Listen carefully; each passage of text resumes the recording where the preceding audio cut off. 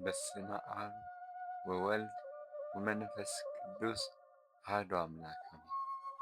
ለአምላክ በሚሆን በአብና በወልድ መንፈስ ቅዱስ ስም አምነን በወርኃ የካቲት 17 የሚጸለይ የንዑድ ክቡር ሊቀ ዲያቆናት ቀዳሜ ሰማዕት ቅዱስ እስጢፋኖስ የገድሉንና የሰማዕትነቱን ነገር መናገር እንጀምራለን።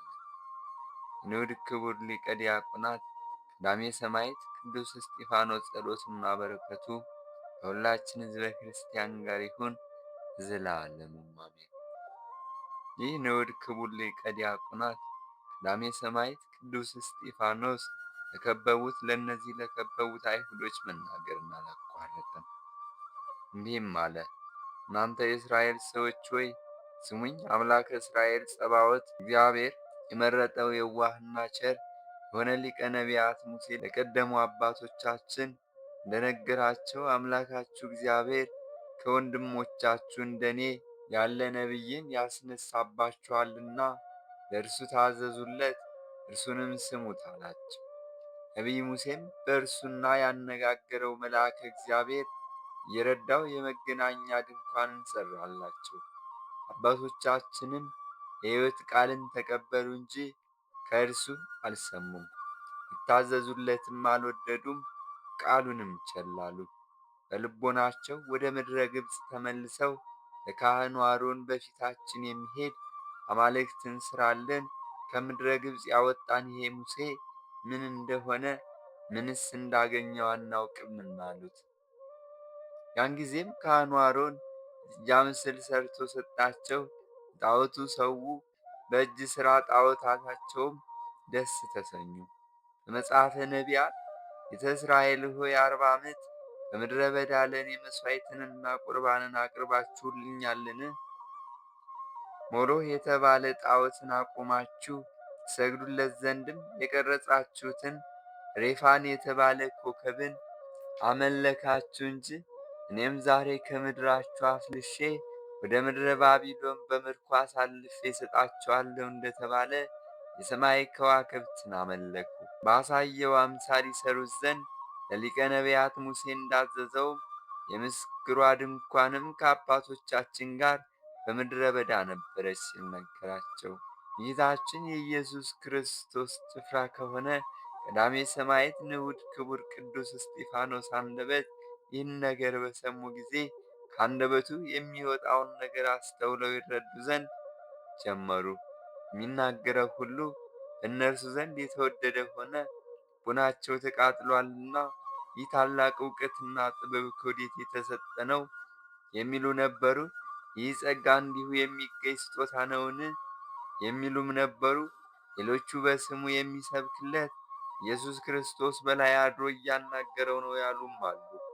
ከፍጡራን ሁሉ ለይቶ ለወዳጆቹ ይህንን ጸጋ የሚሰጥ መልአከ እስራኤል እግዚአብሔር ይመስገን እያሉ ሁሉም ከንዑድ ክቡር ቅዱስ እስጢፋኖስ የተነሳ ተደነቁ። ንዑድ ክቡር ቀዳሜ ሰማዕት ቅዱስ እስጢፋኖስ ግን በሕዝቡ ሁሉ ፊት ቆሞ ከነቢዩ ሙሴ ጋር የተናገረ እግዚአብሔር እንዳዘዘው በተገለጸለት አምሳል የተሠራች በአባቶቻችን ዘንድ በምድረ በዳ የነበረች ይችን የምስክር ድንኳን አመጧት። አባቶቻችንም በመስፍኑ የነዌ ልጅ ነቢዩ ኢያሱ ዘመን እግዚአብሔር ከፊታቸው ባጠፋቸው በአሕዛብ መንግሥት ተቀብለዋት እግዚአብሔር ፊት ባለሟልነትን እስካገኘ የንጉሥ ዳዊት ዘመን ድረስ ነበረች። ነቢዩ ንጉሥ ዳዊትም ለአምላከ ያዕቆብ እግዚአብሔር ቤትን ያንጽ ዘንድ አሰበ። ነገር ግን ቤቱን ያነጸለት ልጁ ንጉሥ ሰሎሞን ነው። ነቢዩ ኢሳይያስ ሰማይ ዙፋኔ ነው፣ ምድርም የእግሬ መረገጫ ናት። ምን ዓይነት ቤት ትሠሩልኛላችሁ? የማርበት ስፍራ ምን ዓይነት ነው? ልጆቼ ይህን ሁሉ የፈጠሩ አይደሉምን? እናንተ አንገተ ደንዳና ሕዝብ ሆይ ከጥንት ጀምሮ እንደ አባቶቻችሁ መንፈስ ቅዱስን የምትቃወሙ አይደላችሁምን?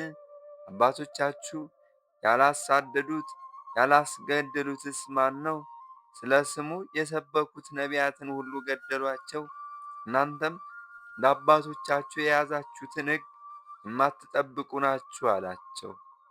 ሁላቸው 70 አይሁድ ይህንን ነገር ከንዑድ ክቡር ቀዳሜ ሰማዕት ቅዱስ እስጢፋኖስ አንደበት በሰሙ ጊዜ ጥርሳቸውን እያፋጩ ይህ ሁሉ ስለ ኢየሱስ ክርስቶስ የእግዚአብሔር ልጅ ነው እያለ የሚሰብከው ነው እኮ።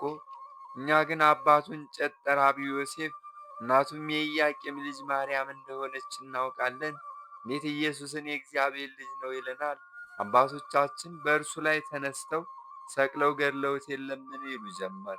ሊቀ ዲያቆናት ቀዳሜ ሰማዕት ንዑድ ክቡር ቅዱስ እስጢፋኖስ አባቶቻችሁ የሰቀሉት እርሱ እኮ በዓለማት ሁሉ ለሚያምኑበት ሕይወትን የሚያድል ከቅዱስ መስቀሉ ስር ሙታንን ሕያዋን ሆነው ተነስተዋል እኮ አላቸው።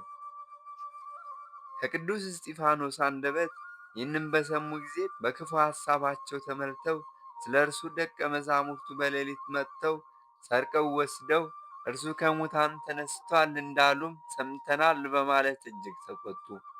ሕዝቡና መኳንንቱም በከበረ ቅዱስ እስጢፋኖስ ላይ ጥርሳቸውን እያፋጩት ዘንድ ተመኙ።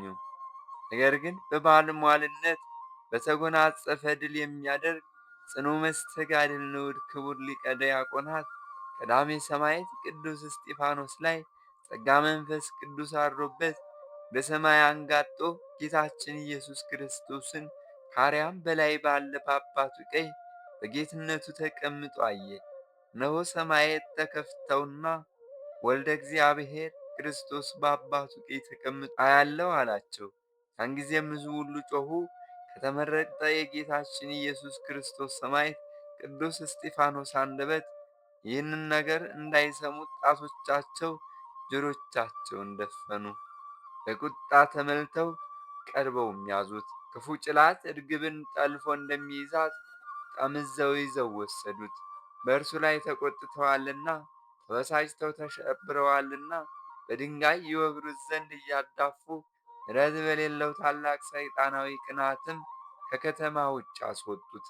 እዚያም ስሙ ሳውል የተሰኘ ቅዱስ እስጢፋኖስን መግደል ከሚፈልጉት ጋር የተባበረ ጎልማሳ ነበር። እሱም በኋለኛው ጊዜ ፍጹም ረድ የዓለም ሁሉ መምህር ሆኖ የተመረጠ ቅዱስ ጳውሎስ ነው።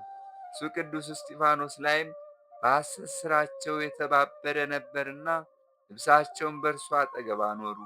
ያን ጊዜም የጌታችን የኢየሱስ ክርስቶስ ሰማዕት ቅዱስ እስጢፋኖስ አቤቱ አምላኬና መድኃኒቴ ኢየሱስ ክርስቶስ ሆይ ነፍሴን በሰላም ተቀበላት፣ ይህንንም ኃጢአት አትቁጠርባቸው፣ የሚሰሩትንም አያውቁምና እያለ ጸለየ። ንዑድ ክቡር ቅዱስ እስጢፋኖስ ይህንን እየጸለየ ሳለ በአንድነት ጎትተው በድንጋይ ይወግሩት ጀመር። ሊቀ ዲያቆናት ቀዳሜ ሰማዕት ቅዱስ እስጢፋኖስም ለዚህ የሰማዕትነት ክብር ያበቃው አምላኩ እግዚአብሔርን እያመሰገነ በክፉዎች አይሁድ እጅ በድንጋይ ተወግሮ አረፈ። በፍጹም ታምኖ መንፈስ ቅዱስን ተመልቶ በዚህች ዕለት ሰማዕትነትን ፈጸመ። የቀዳሜ ሰማዕት ቅዱስ እስጢፋኖስ ጸሎቱና በረከቱ ከሁላችን ሕዝበ ክርስቲያን ጋር ይሁን ለዘላለሙ አሜን። ተአምረ ቅዱስ እስጢፋኖስ ዘወርኃ የካቲት።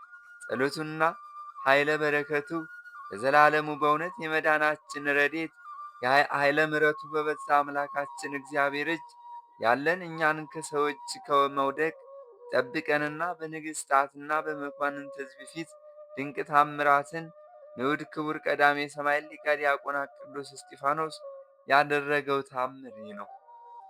በነቢዩ ዳዊት የሚመካስ እግዚአብሔርን በማወቅና በማስተዋል በዚህም መካ ተብሎ እንደተነገረ በቀደመ ዘመን የነበሩ ቀንና ሌት እግዚአብሔርን የሚያገለግሉ ካህናት ሀገራቸውን ከከበቡ ወደ ቤተ ክርስቲያን ውስጥ ከገቡ ሽፍቶች ያድናቸው ዘንድ ንዑድ ክቡር ቀዳሜ ሰማዕት ሊቀ ዲያቆናት ቅዱስ እስጢፋኖስ ሆይ ቀድሞም በቀሬናና በእስክንድርያ በኬልቅያና በታናሿ እስያ የሚኖሩ ከሮማ አገዛዝ ነፃ የወጡ ሁላቸው ሕዝበ አይሁድን ለአጋንንት ከሚሰዋ መሠሪ ናዖስ የባዕድ አምልኮ ጥንቆላ ያዳንካቸው አንተ ነህና ዛሬም ወደ ቸር አምላክ እግዚአብሔር አማልደ ከእነዚህ ሽፍቶች እኛን እንድታድነን ፈጥነህ እርዳን ብለው ወደ እግዚአብሔር ለመለመን ፈጥነው ተነስተው ደውሉን መቱ።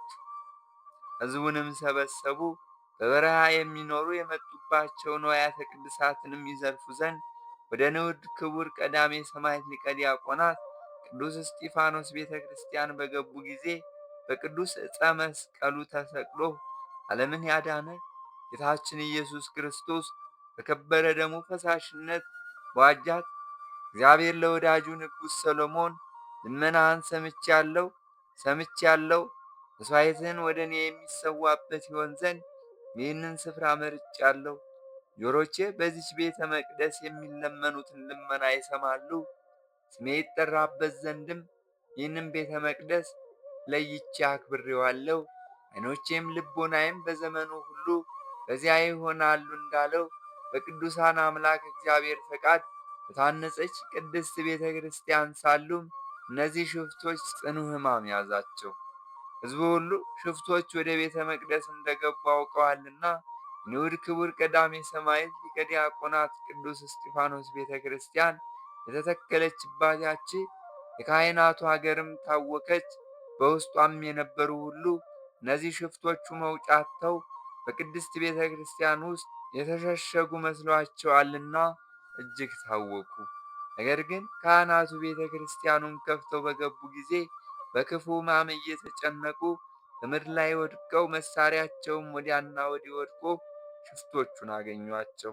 እጆቻቸውን ይዘው በእግረ ብረት አስረው ይፈርዱባቸው ዘንድ ወደ ሀገረ ገዢው ዘንድ ወሰዷቸው። ሕዝቡም ሁሉ መማፀኛችንንና የምንሰግድባት የኃጢአታችንን ማስተስሪያ የሆነች መቅደሱንና ሕዝቡን ጠብቋልና የወዳጃችን ቀዳሜ ሰማዕት ቅዱስ እስጢፋኖስ አምላክ እግዚአብሔር ሥራው ድንቅ ነው እያሉ አምላካቸው እግዚአብሔርን አመሰገኑ። በንዑድ ክቡር ቀዳሜ ሰማዕት ከዲያቆናት ቅዱስ እስጢፋኖስ አማላጅነት ከከበቧቸውና እንደ ቅድስት ቤተ ክርስቲያን ከገቡ ሽፍቶች እጅ አድኗቸዋልና እግዚአብሔርን አመሰገኑ። ይችንም ዕለት በየወሩ አከበሩ። የንዑድ ክቡር ቀዳሜ ሰማዕት ሊቀ ዲያቆናት ቅዱስ እስጢፋኖስ ጸሎቱና ኃይለ በረከቱ ለዘላለሙ በእውነት ምሕረቱ በበዛ አምላካችን እግዚአብሔር እጅ መውደቅ ይሻለናልና በሰው እጅ ከመውደቅ ይጠብቀን ለዘላለሙም አሜን። ስብሐት ለእግዚአብሔር ወለወላዲቱ ድንግል ወለመስቀሉ ክብር። ይቆየን።